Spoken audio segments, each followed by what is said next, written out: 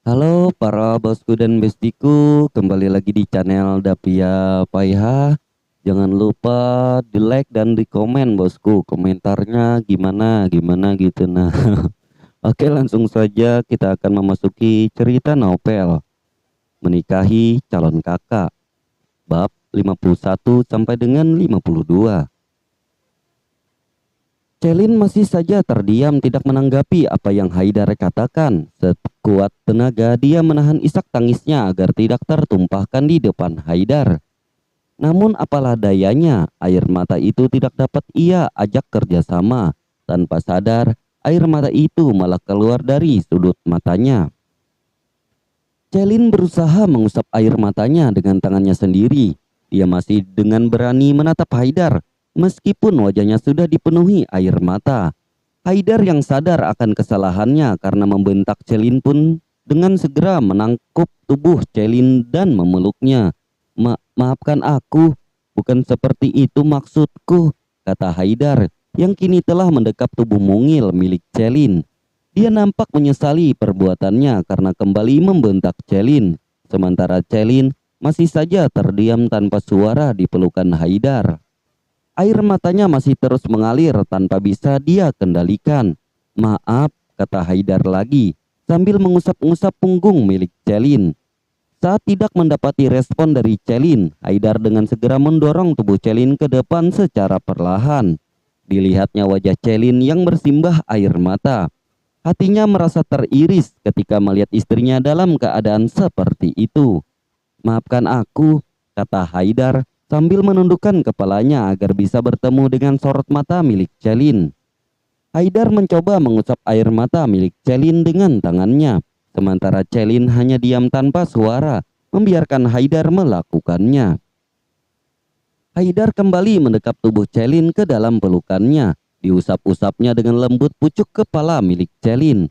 "Maaf," katanya yang mulai terdengar parau. "Aku tidak berniat membentakmu," katanya lagi. "Aku hanya tidak tahan jika kamu mengabaikanku seperti ini," lanjutnya lagi. "Kumohon jangan mendiamkanku seperti ini. Aku tidak tahan jika harus melihatmu seperti ini," katanya lagi sambil kembali mendorong tubuh Celin agar dia bisa melihat wajahnya. "Kamu bisa marah, kamu bisa memukulku jika kamu mau, tapi jangan diam seperti ini," katanya lagi. "Aku nggak tahu kenapa kamu tiba-tiba marah dan diam seperti ini.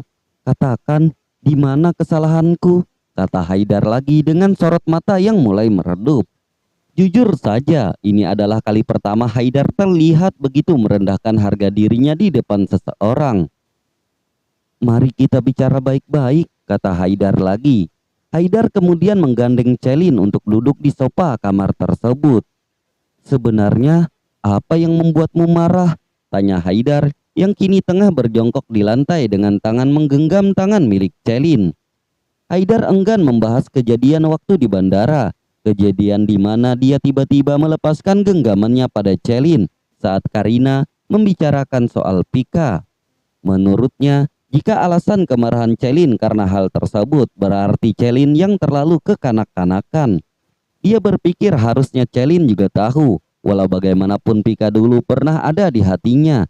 Jadi wajar saja jika dia sedikit tersentak saat Karina tiba-tiba mengungkit soal Pika. Dengan keberanian yang matang, Celin memberanikan diri untuk bertanya perihal perasaan Haidar pada kakaknya itu saat ini. "Bagaimana perasaan kakak saat ini dengan kakak Pika?" tanya Celin dengan sorot mata mendelisik. Meskipun matanya terlihat sembab, namun dia begitu berani menatap manik mata milik Haidar suaminya itu. Dia berusaha mencari kebenaran dari pertanyaannya kali ini. "Perasaan gimana maksud kamu?"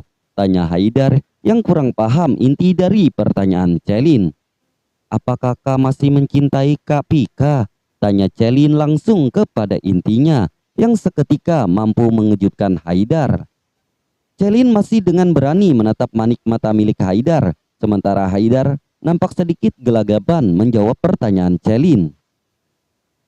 Aku," kata Haidar terbata-bata. Celin masih menunggu jawaban dari pertanyaannya. "Kamu ingin aku jujur atau bagaimana?" tanya Haidar. "Jujur," jawab Celin singkat. "Masih sedikit," jawab Haidar sambil menundukkan kepalanya. Mendengar jawaban jujur dari Haidar barusan membuat Celin merasakan sesak di bagian dadanya. "Apakah kau pernah mencintaiku selama ini?" tanya Celin lagi. "Pertanyaan bodoh apa ini? Tentu saja aku mencintaimu saat ini. Bagaimana bisa kamu memberikan pertanyaan sekonyol ini?" kata Haidar dengan suara kembali meninggi. "Apa kamu tidak bisa merasakannya selama ini?" tanya balik Haidar. "Kalau aku tidak mencintaimu, mana mungkin aku mau menyentuhmu?" lanjut Haidar yang merasa kesal karena Celin terkesan meragukan perasaannya. "Karena nafsu mungkin," jawab Celin dingin. "Jangan konyol kamu. Kamu pikir aku mau bersentuhan dengan orang yang tidak aku sukai?" kata Haidar lagi. "Mungkin kamu yang tidak pernah mencintaiku selama ini, jadi cara berpikirmu mengenaiku seperti itu," kata Haidar lagi. "Tapi maaf, aku bukan laki-laki yang mau bersentuhan dengan sembarangan orang, apalagi untuk bercinta dengan sembarang wanita. Bahkan sama Pika yang dulu sangat kucintai pun aku tidak pernah melakukannya. Tapi kamu," kata Haidar, namun tidak melanjutkan perkataannya. "Sudahlah, percuma ngomong sama kamu. Dibaik-baikin malah nyolot. Lebih baik kita tenangkan diri masing-masing dulu," kata Haidar lagi yang kini memilih pergi meninggalkan Celin sendirian. Haidar kini memilih berjalan keluar menuju ruang kerjanya. Di saat yang bersamaan, Mama Haidar baru saja berjalan menaiki tangga mansion itu untuk ke kamarnya. "Loh Dar, mau kemana?" tanya Mama Haidar saat melihat Haidar berjalan menjauh dari kamarnya saat ini. "Mau ke ruang kerja mah," jawab Haidar singkat. "Lah, mau ngapain? Kamu kan baru saja sampai. Emang gak capek?" tanya Mama Haidar. "Banyak kerjaan yang harus segera aku selesaikan mah," jawab Haidar, mencoba menutupi apa yang baru saja terjadi. "Ada kejadian apa sebenarnya?" gumam Mama Haidar yang merasakan keanehan pada jawaban Haidar barusan. "Lalu Celin di mana?" tanya Mama Haidar. "Di kamar," jawab Haidar singkat. "Kalian tidak sedang bertengkar kan?" tanya Mama Haidar yang tidak dijawab oleh Haidar. "Gak lucu ya kalau baru pulang honeymoon sudah bertengkar saja," lanjut Mama Haidar. "Enggak, udah Haidar ke ruang kerja dulu," kata Haidar, memilih mengalihkan pembicaraannya dengan melarikan diri ke ruang kerjanya saat ini. "Jangan lama-lama di ruang kerjanya, kasihan Celin sendirian," kata Mama Haidar. Haidar pun segera masuk ke ruang kerjanya. Dia berjalan pada kursi kerja yang tersedia di ruangan tersebut. Haidar mulai menjatuhkan tubuhnya di kursi itu. Dia mulai menyenderkan tubuhnya pada kursi itu. Sesekali dia memutarnya perlahan. "Apa yang dia pikirkan sebenarnya?" gumamnya sambil sesekali memijat pelipisnya. "Kenapa dia malah meragukan perasaanku? Sebenarnya dia pernah mencintaiku atau tidak?" gumamnya lagi. "Aku belajar mencintainya dengan tulus, tapi dia justru menganggapku hanya bernafsu padanya. Apa dia gila?" umpat Haidar. "Ah!" Haidar tiba-tiba berteriak dan menghempaskan beberapa barang yang berada di depannya. "Brengsek!" umpat Haidar. Tidak akan ada yang bisa mendengar teriakannya karena ruangan tersebut memang kedap suara. Sementara di sisi lain, Celin hanya bisa menangis dengan semua yang baru saja terjadi. Dia hanya bisa menumpahkan segala kemarahannya, kekecewaannya, dan sakit hatinya dengan menangis. Saat ini dia benar-benar sedang dirundung kepedihan dan kekecewaan atas sikap Haidar. Hatinya semakin teriris pilu saat mendapati Haidar yang justru memilih pergi meninggalkannya sendirian. Saat ini air matanya seperti sebuah jangkar yang semakin menenggelamkan hatinya ke dalam samudera terdalam. Bukan seperti ini yang dia inginkan saat ini. Wajar kan jika Celin meragukan cinta Haidar saat ini, di saat dia menerima kenyataan bahwa hati Haidar ternyata masih terbagi oleh wanita lain. Apalagi wanita itu adalah kakaknya sendiri, kakak yang sudah memberikan posisi istri itu untuknya saat ini. Dia takut, dia cemburu, itu pasti, karena saat ini Haidar sudah menempati ruang di hatinya. Wanita manapun tidak mungkin rela jika mengetahui perasaan suaminya terbagi untuk wanita lain. Tidak dapat dipungkiri bahwa Celin merasa berkecil hati karena semua yang dimiliki saat ini hanyalah pemberian dari seseorang yang tak lain adalah Pika. Dari statusnya saat ini, bahkan cinta suaminya saat ini hanyalah pemberian dari kakaknya itu. Hatinya semakin teriris tatkala mengingat bahwa Pika memang masih sedikit menempati celah di hati suaminya itu. Kenapa harus aku? Kenapa aku yang jatuh cinta terlebih dahulu padanya? Kenapa? Tanya Celin di sela-sela isak tangisnya. Kenapa aku sebodoh ini mencintainya? Mencintai laki-laki yang jelas-jelas masih ada wanita lain di hatinya, kata Celin lagi. Rasanya begitu menyedihkan, katanya lagi, meratapi dirinya sendiri. Dan kenapa dia malah marah saat aku menyebutkan hanya bernafsu padaku? Tidakkah dia memilih membuktikan ketulusannya daripada pergi begitu saja? Kata Celin lagi. Haidar pergi bukan karena tidak ingin membuktikan perasaannya pada Celin, tapi dia terlalu kecewa dengan tuduhan Celin yang menganggapnya hanya bernafsu padanya. Keegoisan keduanya benar-benar membuat keduanya semakin jauh untuk saling menggapai. Bukan marah, tapi kecewa. Bukan tidak peduli, tapi sama-sama ingin dimengerti. Itulah yang keduanya inginkan saat ini, namun sayangnya komunikasi yang kurang hingga keegoisan tingkat tinggi keduanya membuat keduanya tidak bisa memahami maksud satu sama lain. Komunikasi adalah jalan memecahkan setiap masalah yang ada sementara. Kepercayaan adalah kunci dari awet dan langgengnya sebuah hubungan. Namun sayangnya keduanya nampak tidak memiliki ini saat ini. Itulah yang membuat kondisi keduanya justru semakin memanas saat ini. Di lain sisi, Mama Haidar nampak bertanya-tanya dengan sikap Haidar barusan. Dia merasa ada sesuatu yang terjadi antara Celin dan Haidar. Apa mereka bertengkar? Kata Mama Haidar saat sudah berada di kamarnya. Kenapa perasaanku menjadi tidak enak gini? Katanya lagi. Ada masalah apa sebenarnya? Mereka benar-benar membuatku pusing. Baru saja berhasil membuat hubungan keduanya semakin dekat, sekarang sudah kayak gini lagi, katanya lagi sambil memijat pelipisnya sendiri. Kini Celin tengah meringkuk di ranjang kamarnya. Dinginnya AC di ruangan itu sudah tidak dia hiraukan lagi. Matanya kian membengkak karena terus menangis. Sejak kepulangannya tadi dia belum menyentuh makanan apapun. Jangankan untuk makan, untuk minum pun dia belum melakukannya kecuali minum wine di kamar mandi tadi. Perutnya yang sudah teramat kosong membuatnya merasakan sakit dan perih di area perutnya saat ini. Dia hanya bisa mengadu saat ini, merasakan perutnya yang terasa seperti terbakar itu. Celin nampak memegangi perutnya yang terasa sakit itu. Au, pekiknya saat matanya hampir terpejam. Tiba-tiba dering ponsel membangunkannya. Dengan segera Celin berdiri sambil memegangi perutnya yang sakit itu dan berjalan menuju tas yang ia gunakan untuk menaruh ponselnya. Celin mulai merogoh ponselnya yang berada di dalam tasnya dan melihat siapa orang yang meneleponnya saat ini. Kak Dion, kata Celin saat melihat nama si pemanggil. Sejak hari di mana Dion menembak dirinya dan dihajar habis-habisan oleh Haidar, Celin memang sudah meminta maaf untuk kejadian itu. Namun hanya melalui pesan singkatnya waktu itu. Sementara Dion juga belum sempat menanyakan perihal hubungan Celin dengan Haidar yang katanya adalah kakak sepupunya itu. Namun dapat dilihat dengan jelas dari kejadian waktu itu jika Haidar memang memiliki perasaan terhadap Celin. Halo, jawab Celin. Halo Sel, apa kabar? Tanya Dion. Aku baik kak, kakak bagaimana? Tanya balik Celin. Syukurlah kalau kamu baik-baik saja. Aku juga baik kok, jawab Dion. Kenapa suaranya terdengar seperti habis menangis? Apa dia sedang ada masalah? Gumam Dion saat mendengar suara Celin yang memang terdengar lain dari biasanya. Ah, itu kak, kata Celin yang nampak terlihat gugup. Ah, itu apa Sel? Apa kamu sedang ada masalah? Tanya Dion.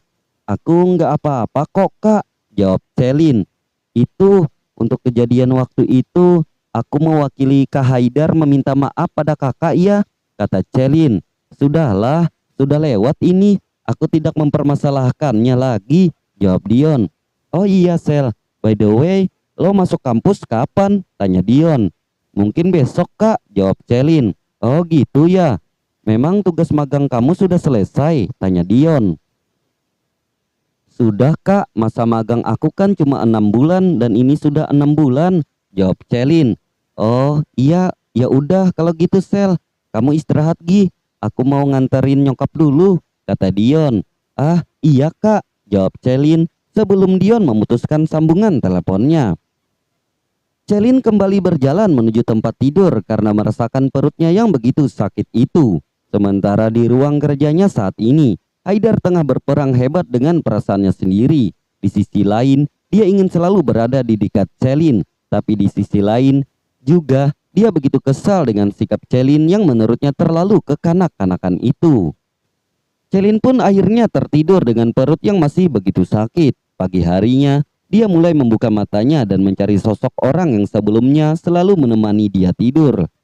Jadi dia tidak kembali tadi malam, gumam Celin saat dia tidak mendapati Haidar di sampingnya. Hatinya kembali sakit saat memikirkan Haidar. Celin mencoba menenangkan perasaannya sendiri. Dia nampak menghirup napasnya panjang dan mengeluarkannya perlahan. Sabar Sel, sabar, kata Celin sambil mengelus dadanya sendiri. Celin pun segera terbangun dari tempat tidurnya dan berjalan menuju kamar mandi. Perutnya masih terasa sakit, namun dia masih tetap menahan rasa sakit itu. Baginya rasa sakit di bagian perutnya tidak sebanding dengan rasa sakit di hatinya saat ini. Di kamar mandi, Celin mulai menatap wajahnya di cermin. Wajah yang terlihat sembab dan acak-acakan. Dia kembali menghirup napasnya perlahan dan menghelanya kasar. Celin mulai menyalakan kran wastafel dan mengadahkan tangannya di bawah guyuran air kran tersebut. Kemudian air itu dia gunakan untuk membasuh wajahnya. Semangat Sel, semangat, kata Celin menyemangati dirinya sendiri. Celin menyiapkan baju yang memang akan dia gunakan untuk berangkat ke kampus. Dia meletakkan baju itu di ranjang sebelum dia kembali masuk ke kamar mandi. Ceklek, suara pintu kamar yang mulai terbuka. Celin menoleh ke arah pintu dan dilihatnya Haidar yang tengah membuka pintu. Sesaat pandangan keduanya pun bertemu sebelum Celin memilih melanjutkan langkahnya kembali ke kamar mandi. Tak lupa Celin mengambil baju yang semula dia letakkan di atas ranjang itu dan dia bawa masuk ke kamar mandi. Setelah selesai mandi, Celin segera keluar dari kamar mandi dan berjalan menuju meja riasnya. Nampak Haidar yang sesekali melirik ke arah Celin. Kenapa dia berpakaian seperti itu? Apa dia tidak berencana pergi ke kantor? Gumam Haidar saat melihat bagaimana penampilan Celin pagi ini. Mau kemana dia? Gumamnya lagi, yang memang lupa bahwa Celin adalah seorang mahasiswa yang memang masih perlu pergi ke kampus. Haidar ingin menanyakan secara langsung, namun dengan segera dia mengurungkan niatnya kembali. Dia ingin Celin yang terlebih dahulu menyapanya, bila perlu Celin yang meminta maaf terlebih dahulu padanya. Sementara di dalam hati Celin justru memilih sedikit mengabaikan Haidar. Karena Haidar juga harus ke kantor pagi ini, Haidar akhirnya berjalan menuju kamar mandi dan membersihkan dirinya. Setelah selesai membersihkan dirinya, Haidar segera keluar dari kamar mandi. Sorot matanya mulai menelisik ke seluruh kamar mencari keberadaan Celin yang kini sudah tidak ada di kamar tersebut. Kemana dia? Kata Haidar sambil mengusap-ngusap rambutnya dengan handuk kecil yang dia bawa dari kamar mandi. Sementara di lain sisi, kini Celin sudah berada di lantai bawah mansion mewah itu. Pagi mah, sapa Celin saat bertemu dengan mertuanya. Pagi juga sayang, jawab Mama Haidar. Kemana Haidar? Kenapa mereka tidak turun bersama? Gumam Mama Haidar dengan pertanyaan-pertanyaan yang seketika terlintas di pikirannya saat tidak menemukan keberadaan Haidar di samping Celin. Mana suamimu sayang? Tanya Mama Haidar. Masih mandi mah, jawab Celin. Mah, aku berangkat kuliah dulu ya mah, pamit Celin. Loh, nggak sarapan dulu, kata Mama Haidar. Nanti aja mah, aku sarapan di kampus, jawab Celin. Emang ke kampusnya nggak diantar sama Haidar? Tanya Mama Haidar lagi. Ah, itu mah aku naik taksi aja. Kak Haidarnya mau ke kantor soalnya, jawab Celin beralasan. Ke kantor kan bisa sekalian antar kamu dulu sayang. Udah, nunggu dia aja, biar dia yang antar. Kalau dia nggak mau biar mamah yang paksa, kata Mama Haidar. Nggak usah mah, biar Celin berangkat sendiri aja, tolak Celin. Kalau nggak mau diantar Haidar, biar diantar sopir aja, kata Mama Haidar. Nggak perlu mah, Celin bisa sendiri kok, tolak Celin lagi. Sebenarnya ada apa dengan mereka berdua? Kenapa Celin terlihat menghindari Haidar? Gumam Mama Haidar. Kalau gitu, kamu bawa salah satu mobil Haidar aja sayang, kata Mama Haidar menyarankan. Gini aja, Celin pinjam mobil Mama aja gimana? Kata Celin yang enggan meminjam mobil Haidar dan memilih meminjam mobil milik mertuanya. Ya udah, pakai mobil Mama aja daripada naik taksi, kata Mama Haidar. Bi, ambilin kunci mobil di atas etalase, kata Mama Haidar memberi perintah kepada pelayannya. Pelayannya itu pun segera berjalan menuju etalase yang memang digunakan untuk menyimpan kunci-kunci mobil di rumah itu. Yang mananya kuncinya? Kata pelayan itu bingung. Pelayan yang bingung itu pun akhirnya mengambil semua kunci yang ada di sana dan membawanya ke depan majikannya. Ini nyonya, kata pelayan itu, yang tak lain adalah Surti sambil menyerahkan semua kunci yang dia bawa. Astaga Surti, kenapa kamu bawa semua? Kata Mama Haidar yang terkejut akibat ulah pelayannya itu. Maaf nyonya, saya tidak tahu kunci yang mana yang harus saya ambil, jawab Surti. Kunci mobil aku Surti, kamu kan udah tahu kunci mobil aku yang mana, kata Mama Haidar. Bisa kena marah kamu sama Haidar karena kunci-kunci mobilnya kamu bawa ke sini semua. Sudah sana kembalikan, bereskan kayak tadi, lanjut Mama Haidar. Kemudian mengambil satu kunci mobil miliknya. Maaf nyonya, habisnya tadi nyonya nggak ngomong sih, suruh ngambil kunci mobil siapa, jawab Surti. Astaga Surti, harusnya kalau nggak tahu kamu yang nanya Surti. Udah sana bereskan dulu kunci-kunci mobil itu, kata Mama Haidar. Baik nyonya, jawab Surti kemudian berjalan pergi meninggalkan majikannya. Ini sayang, kata Mama Haidar, menyerahkan kunci mobilnya pada Celin. Iya mah, makasih, jawab Celin sambil menerima kunci mobil yang mertuanya kasih. Kalau gitu aku berangkat dulu ya mah, pamit Celin sambil menjabat tangan mertuanya. Iya, hati-hati ya, kata Mama Haidar. Pasti mah, jawab Celin kemudian memutar badannya pergi meninggalkan mertuanya yang masih setia memandangnya itu. Haidar yang sudah keluar dari kamar mandi segera melangkahkan kakinya menuju wardrobe miliknya dan mengambil satu setel pakaian kantornya. Dia mulai mengenakan celana dan kemejanya. Perlahan dia nampak mengancingkan satu persatu kancing bajunya. Diambilnya satu dasi berwarna senada dengan celananya dan dia ikatkan ke bagian lehernya. Setelah terpasang ke lehernya, dia segera mengambil jasnya dan memakainya. Tak lupa dia mengambil jam tangan merek Rolex miliknya dan ia kenakan di pergelangan tangannya. Haidar nampak begitu tampan dengan pakaian kerjanya pagi ini. Dia menatap beberapa parfum koleksinya. Diambilnya salah satu dari parfum tersebut dengan segera dia semprotkan pada tubuhnya. Setelah selesai dengan penampilannya saat ini, Haidar segera melangkahkan kakinya keluar dari kamar miliknya. Matanya nampak terus menelisik keberadaan Celin yang sedari tadi belum juga dia lihat. Haidar yang segera menuruni anak tangga mansion mewah miliknya itu, matanya terus berputar ke kanan dan ke kiri mencari keberadaan Celin. Di mana dia sebenarnya, gumamnya di dalam hatinya, dan bersambung.